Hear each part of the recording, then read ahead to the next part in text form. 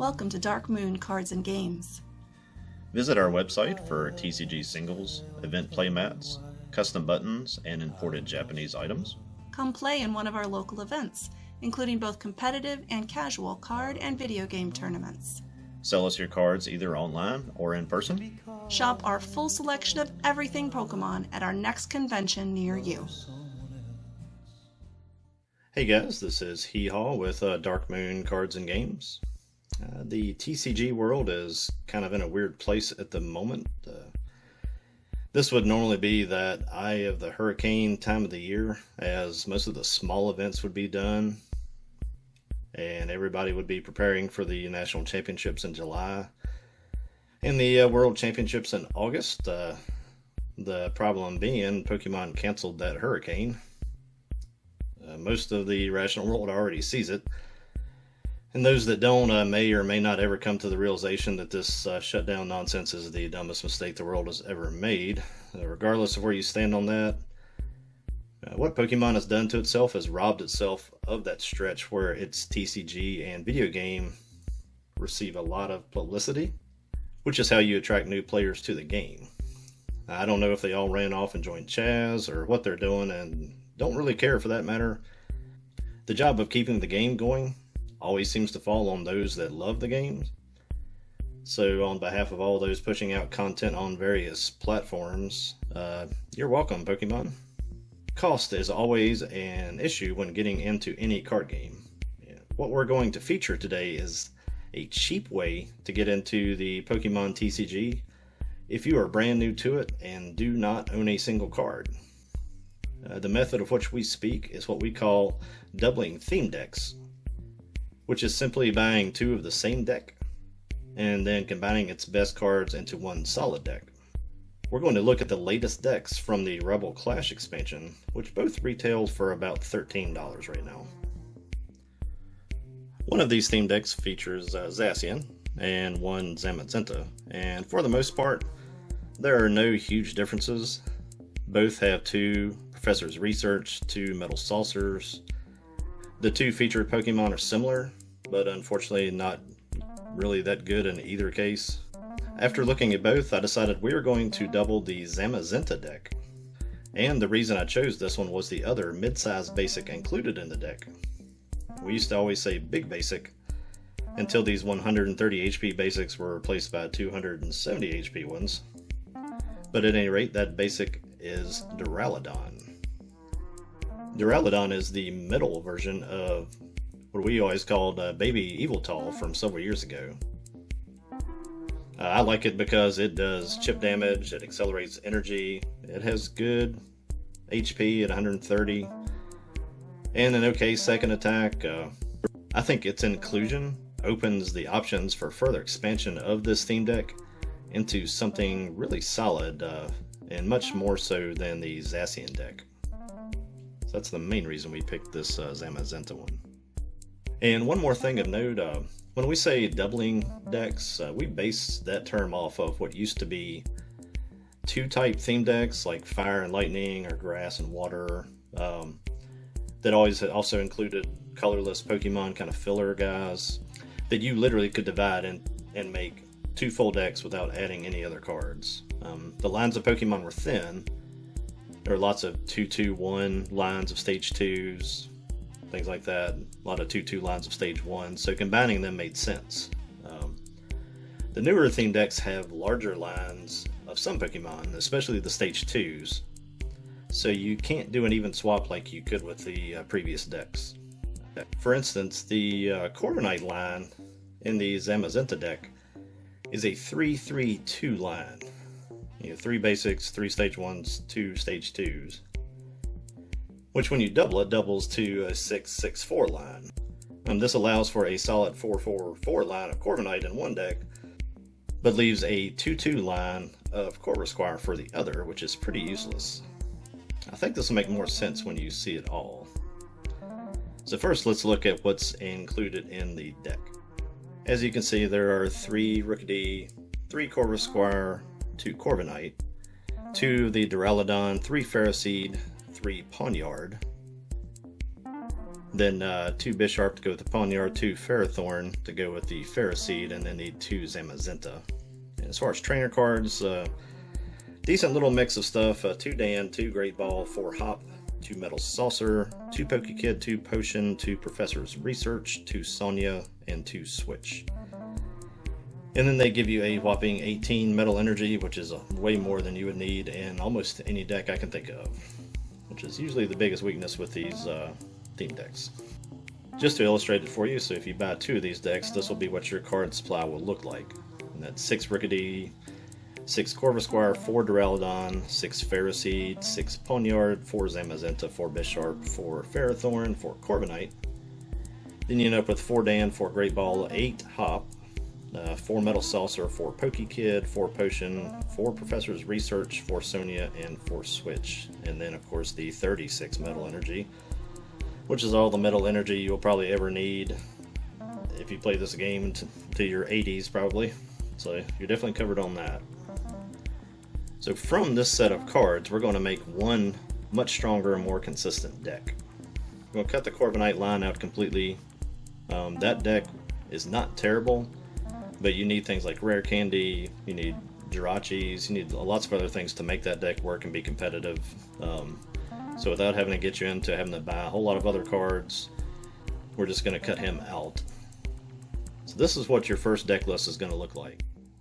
Those Pokemon will be 4 Duraludon.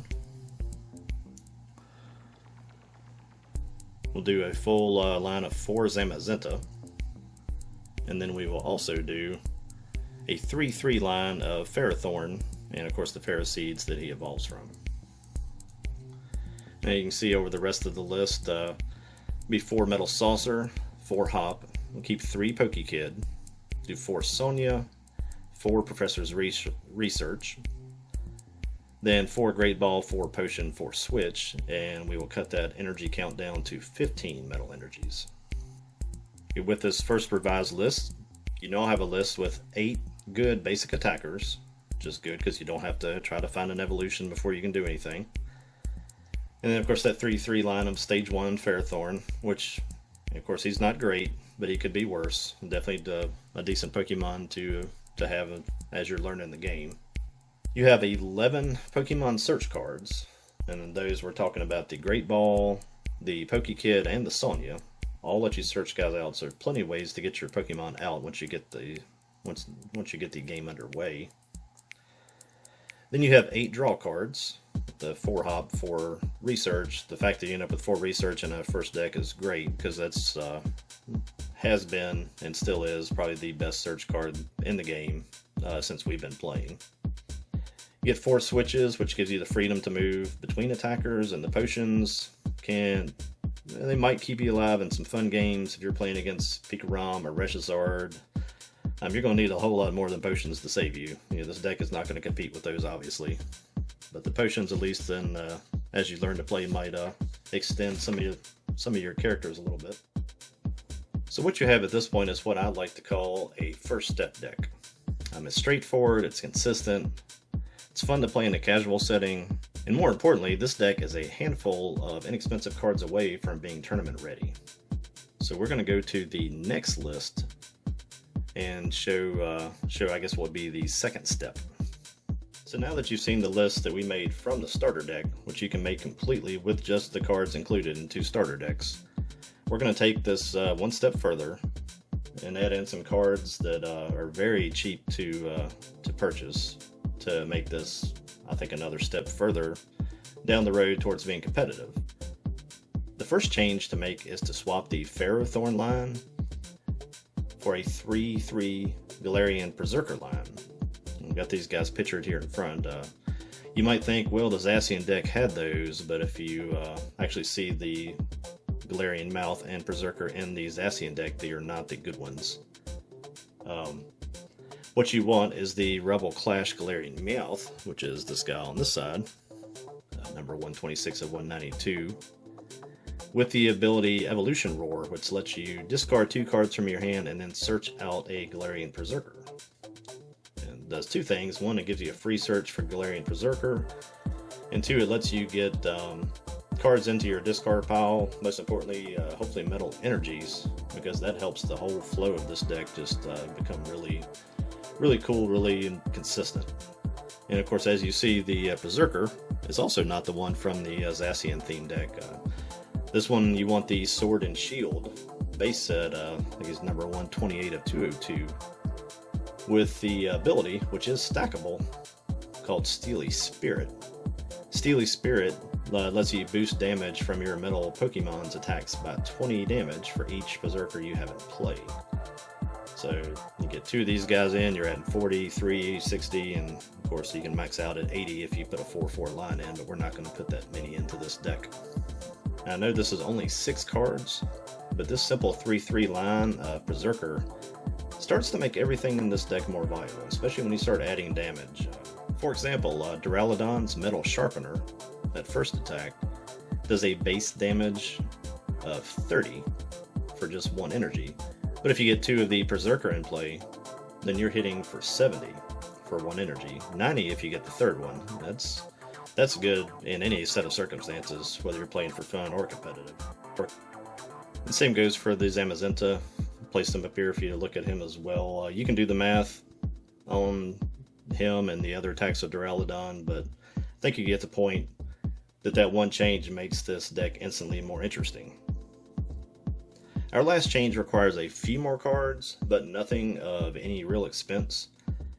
We've added 2 Pokemon Catchers, replaced the Poké Kid with Pokemon Communication, added the Viridian Forest Stadium, and from that first step list we cut a Sonia, and then added 3 Vitality Bands.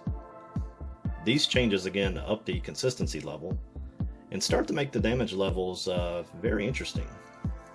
Zamazenta hits for 170 damage with the 2 Persians in play and a Vitality Band attached. And if you get a third one, you can top out at 190, which is not too shabby. With the 4 Metal Saucers and the Duraludon, you can pay the retreat cost of any of your attackers if you don't have Switch. So it gives you a lot of easy movement back and forth between guys, which is pretty cool. Let's talk for a second about the cost of what we added. The cost of these additions is very minimal. The Galarian Perrserker looks like they sell right now for around 40 cents a piece online. The Meowth, pretty much everything else is got a median price of about 15 cents a piece.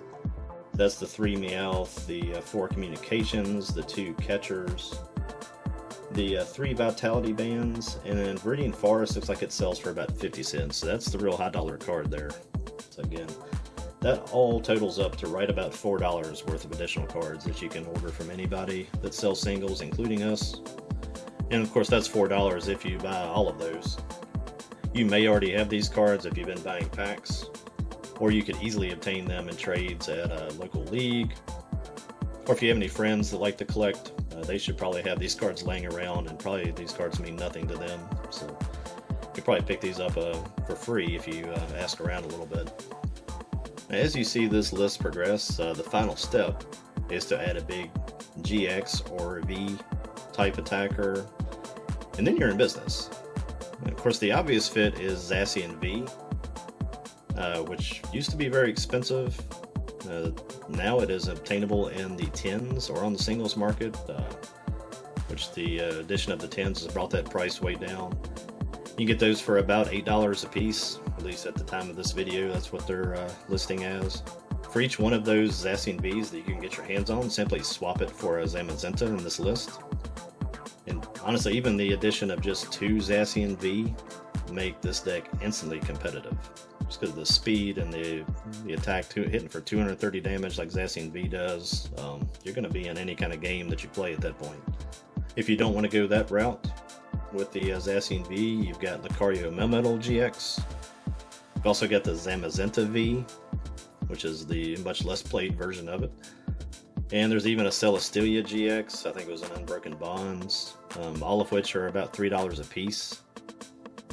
And of course, if you don't care about staying in the post-August of 2020 standard format, you have other options too that are cool, but they're not going to be legal for standard very long, like Dustmane Necrozma, Dialga GX. There's older Celesteela GXs. I think you get my point on those. So our goal in this video was to lay out an inexpensive blueprint for someone completely new to the game to 1, get started and learning and building their first deck, and 2, take that starter deck and turn it into something fun and competitive. We love playing the game, but let's face facts. How long are you going to stick with it if you just get your butt handed to you every time you sit down to play? For me, that answer is pretty simple, which is not very long. And just so you understand the competitive side of the game, there are kids out there whose parents hire coaches and turn them into little TCG machines, and that's a different level altogether. And whether or not you want to pursue something like that is a wholly different topic. But if you like Pokemon, you like card games, and want to take a solid step into the game, give this a try. If you stay with it, it can be that first deck that you reminisce about years from now. And if it's not for you, then you've spent the equivalent of taking your family to McDonald's for a crappy meal for something that you didn't stick with. So it'll probably at least stick with you longer than McDonald's would anyway. We currently have these decks built in the trading card game online, and we've just kind of got it worked out on how to record the PTCGO and post some of those videos. So we will follow this video up with a little demonstration in the PTCGO on all the versions that I showed you today.